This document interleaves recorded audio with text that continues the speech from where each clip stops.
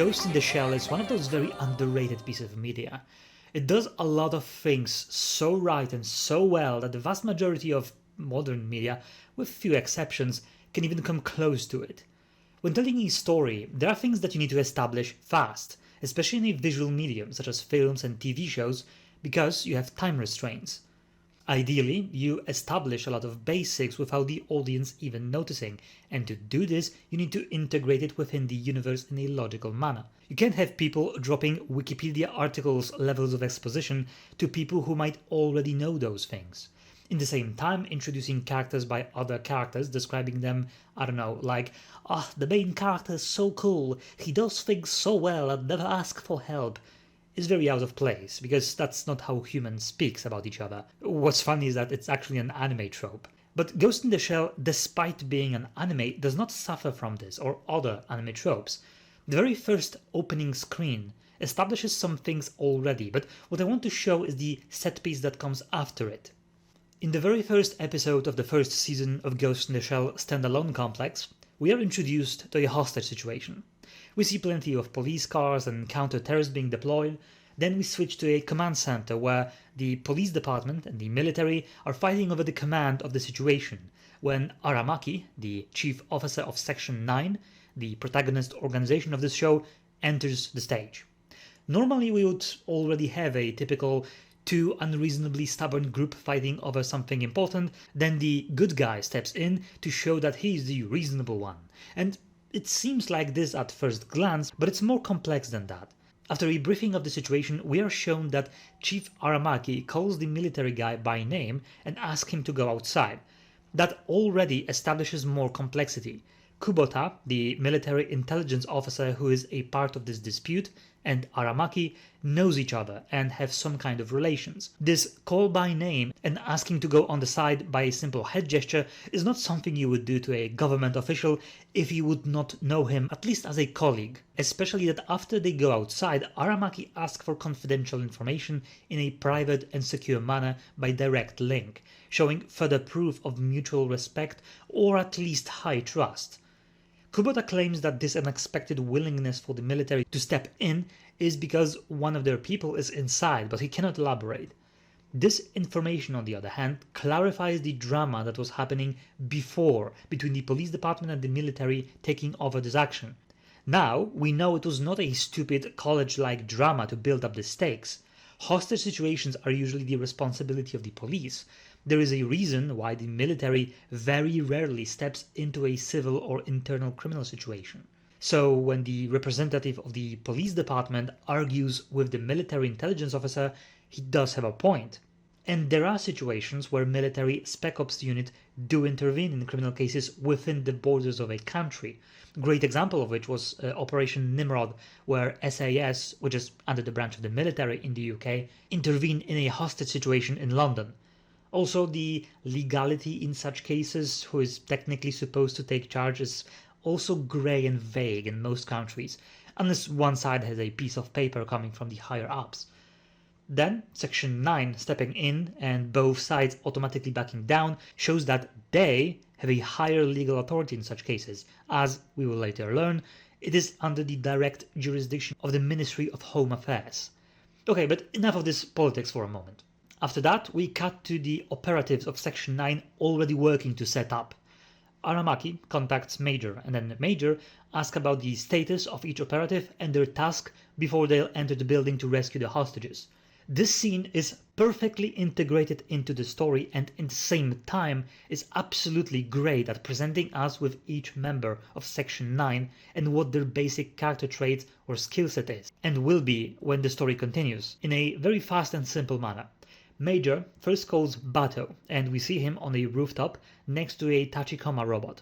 The fact that Major called him first establishes that he is the most experienced or the closest to Major in terms of rank and relationship, which we later learn, and that he is attached to these cute little spider robots. Then she contacts Togusa and Ishikawa, and we see them underground working on some wires. Ishikawa, the older guy with the beard, is holding a device and answers the call, which establishes that he is the quote-unquote tech guy. Then Togusa, the youngest looking of them all, is tasked to go to the courtyard to help them storm the place. establishing that he is either new or in the lower ranks of the team, as he's switched from assisting one person to assisting someone else. Then Saito, the sniper dude with a sniper and cybernetic eye. Then Paz and Borma, who are not wearing their uniforms but normal clothes, waiting outside in a car, which establishes that they are more distant from the team. They are not wearing the same uniforms like the others in this moment, and are waiting outside of the area of operation for a possibility that a terrorist will be running away from this scene. Major herself is not established in this scene because she got a separate scene on her own in the very beginning to establish her character trait and personality, since she is de facto the main protagonist of the show. This scene is specifically about the rest of the team. In 45 seconds, we are shown the entire team, what are the most characteristic traits and their relationship in the team as well as their skill set. This is an absolutely genius way to show you who the quote-unquote good guys are by visuals, and in the same time showing us the hierarchy of their importance in the show. Major first contacts Bato. She and Bato have the most screen time and chemistry out of all of the team members. Then she contacts Ishikawa and Togusa. They also have a lot of screen time and play big roles in the story. Then she calls Saito, the sniper guy, who is not that present in the story but very often supports them. And in the end she calls Paz and Borma, who are the most withdrawn of the bunch, and we will see them the least in the show. They also hang with each other outside of the group, just like in this scene. Borma will also be the only guy who will not get a backstory out of all of the team members of Section 9. In the next scene, Major lays out the plan and Bato makes a joke, which solidifies the fact that he's the most quote-unquote light-hearted of the bunch, and that he does have some chemistry with Major, even though she cringed at the joke. But you would not joke to your team leader during a mission if you would not have a more friendly relationship with her. Then, they proceed to the action. We see them getting into position and storming the building. We have some cool music and all, and the way each one of them approaches tell you a bit more about their characters. Major going in fast and confident into the building. Togusa getting in a more careful manner, but professionally, not in a I'm scared way.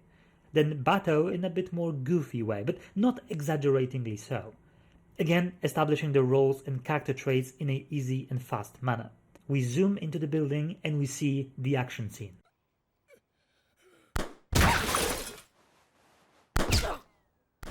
The entire action is extremely quick, with a small complication at the end which extends this entire action scene to a whopping 12 seconds. From the very first shot till the last shot took place, 12 seconds has passed, and that is including the small complication with the glitched out geisha robot. If we exclude that, then we have 4 seconds. We are shown competence through professionalism, fast reaction, and flawlessly executed plan. Then Major connects to one of the disabled geisha robots and sends a tracer virus, establishing that she's not only the leader of the team, but at least a skilled hacker as well. Bato is sent to support the pursuit of the hacker terrorist, and Togusa stays on site. This scene shows Major assessing the situation after the threat has been dealt with, and scorn Togusa for his slight confusion. Togusa is later on shown to help the freed hostages and be a bit more caring than others, again pointing out his newcomer and less experienced status, as well as the fact that he is a bit more human than others, which we later learn he's the only one in the team with a stable family and a kid. The last scene in this set piece is less about presenting the characters and the setting and more of a conclusion of the plot in this set piece. That's why we will not be getting over it. This entire set piece is around 6 minutes long and it establishes everything that it needs to. We see the usage of all kind of cyberpunk technology, robots being hacked, sending viruses to other people's brain, communication without any external device, invisibility cloaks. You know what level of technology they will operate on the show. In addition, this set piece presents you with the team that the story is about, Section 9. It presents every operative, their basic skill set, character traits, and role. Aramaki is their chief and he will be talking and getting into politics. Major is the main protagonist, the leader of the team, as well as a skilled hacker.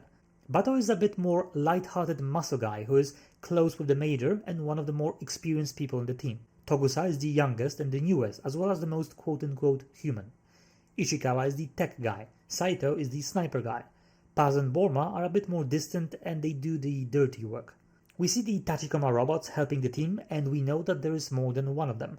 All of those things are presented naturally within the story in this very short span of time.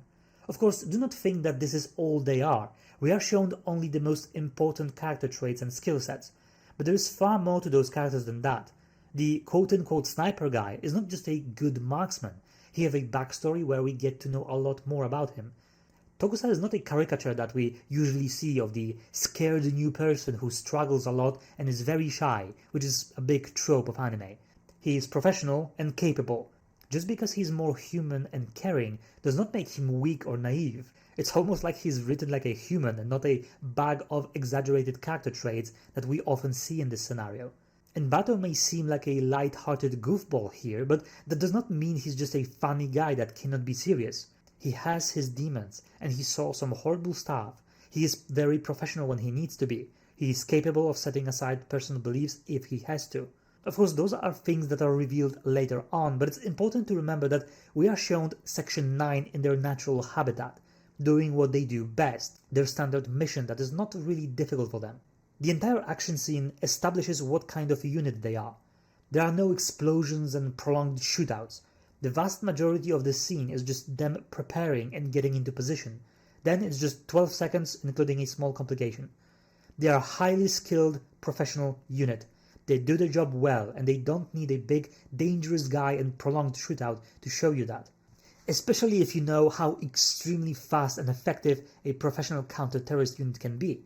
The only time in the show when we get a prolonged shootout or firefight is when something unexpected happens, something that they didn't plan for, or they have no time to prepare and need to go in ASAP.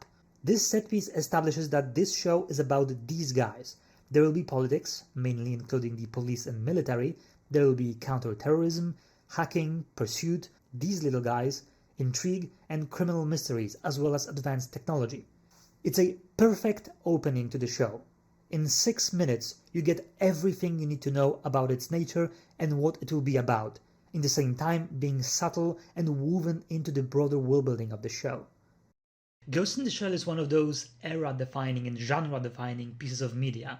It was critically acclaimed back then, and it is still considered to be a great piece of media, but barely anyone talks about it, except in video essays talking about cyberpunk or things that change the mentality over cyberpunk and the mentality over anime in the Western world, at least. But I believe Ghost in the Shell deserves much more recognition than it has right now. It absolutely changed the landscape of modern media, and I don't think how modern cyberpunk would look like without Ghost in the Shell. Many people don't know that, but the Matrix movies were heavily inspired by Ghost in the Shell. And with this video, and hopefully at some point a full story analysis, full show analysis that I will do at certain point in time, that will be at least a couple hours long, of this entire show, will help to popularize and try to put back Ghost in the Shell where I think it's supposed to be, on the podium, to people see how a great story can be made